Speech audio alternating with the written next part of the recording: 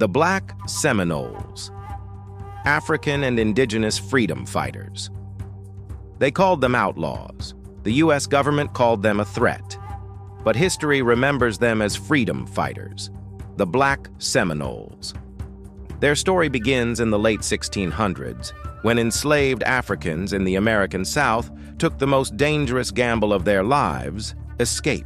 Some ran south into the dense swamps and wild rivers of Spanish Florida. There they found unexpected allies, the Seminole, a proud indigenous people who welcomed them not as fugitives, but as brothers and sisters. It was a union born from shared struggle. Both African and Seminole peoples faced oppression, displacement, and war. Together, they built villages, shared traditions, and created a new culture, a powerful blend of African heritage and indigenous customs. The Black Seminoles became warriors, farmers, and hunters. They were skilled with the bow, the musket, and the machete. They knew how to vanish into the swamps, where enemies would lose their way and never return. But their peace wouldn't last forever. In the early 1800s, the United States set its eyes on Florida, and on the land the Black Seminoles called home. American soldiers demanded they surrender and return to bondage.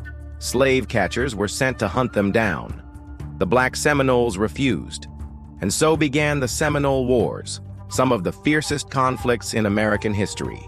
In battle after battle, the Black Seminoles and their allies struck with precision, using guerrilla tactics that frustrated the U.S. Army. They didn't fight for territory. They fought for survival.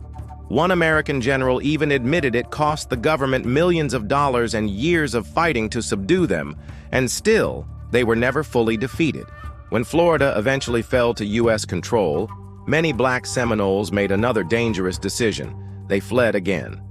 Some went deep into the Everglades, living beyond the reach of soldiers.